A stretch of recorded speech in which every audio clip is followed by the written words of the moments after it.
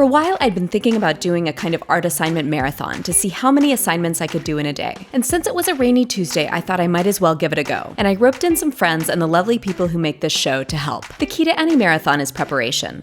So I made a list of what I thought was feasible and started to scheme and gather materials. First up, I started with David Rothman's Caption contest. And I had sent the file of his painting to the copy store to get a larger print. I've seen a lot of responses to this one and so many really good ones. I was a little worried I wouldn't be able to do anything new or any good. So I just tried to summon what the picture really makes me think about, and that's people wearing combat boots in the early 90s. And that made me think about the movie Reality Bites, which sent me down the rabbit hole of rewatching the trailer, looking up quotes, and reminiscing about that time pre-total internet invasion when friends made analog videos of each other. I selected a line from Janeane Garofalo's character Vicky, which for me is a perfectly open-ended statement that describes a hard-to-express feeling very accurately. Oh, and I don't think we ever showed you David Rothman's caption for his image. Here it is! No surprise, it's fantastic. Next up, I called in the brilliant and creative Halse Rojas to do Nathaniel Russell's fake flyer assignment with me, because this is just the kind of thing that is fun to do in groups, with other people and their ideas to work off of. For some reason, I have a bunch of old stock photo catalogs from before it was all online, and the images are hilarious. I thought that would be a great way to jumpstart some flyers rather than just the intimidating blank page, and they were. This assignment was hugely enjoyable, and much easier to do once we got settled into the fake flyer mindset. I seriously could have done this all day. Every flyer we made wasn't genius, but it didn't matter because heck, it's just cheap paper and Sharpies and tape, and who cares? There's really no way to mess it up. You can be silly or serious or maudlin or nonsensical,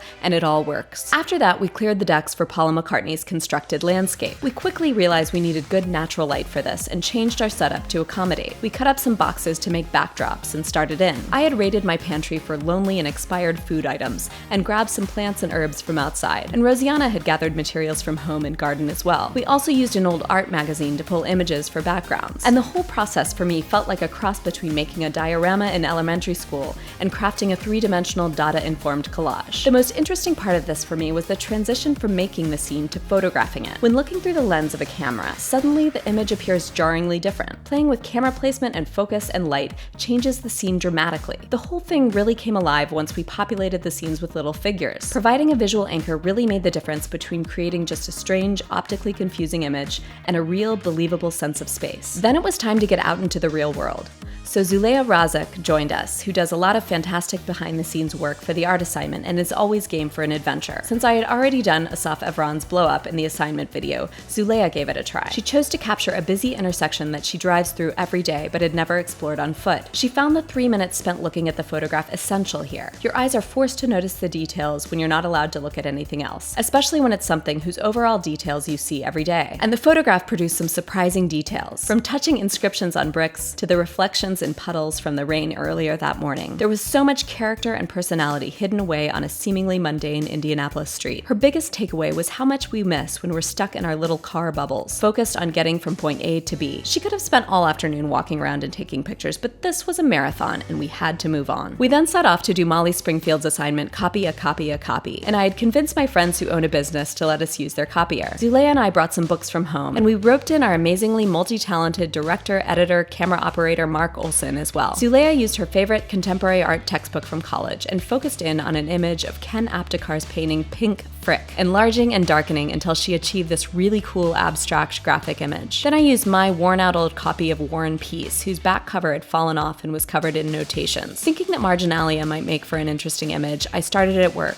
darkening and enlarging and shifting the paper with each step. I ended up with no trace of the marginalia and a weird black hole instead. Mark then handed over the camera, but not his camera operating skills, and copied his book on Italian cinema, focusing on a still from a Vittorio De Sica film. He kept enlarging by 400% until he made this peculiar nebula image. We all decided Zuleyha won this one, and that photocopier optics are fun to play with and utterly unpredictable. Oh, and we also made copies of our fake flyers and made sure to leave our mark in the office. Then it was time for Alec Soth's news photography. I decided to pose as a blogger doing a profile on businesses in the area, and checked out an intriguing shop I frequently pass but have never been in. They sell pipes and cigars and pens, and going in is like stepping back in time. It smells musty and tobacco-y and great in there, and I discovered they also sell used books. I took a few pics and talked to the clerk, who told me that their shop had opened in 1985 and was the last new business to open in that building. I left with a strong intent to return, once I figure out who in my life needs a fine writing instrument or Newt Gingrich memoir. The last leg of the marathon was to complete Maria Gaspar's Body in Place. She asks us to choose a place that is visible to you but seemingly invisible to others. And I decided to focus on the White River, which runs through Indianapolis. It has a long history of industrial waste pollution,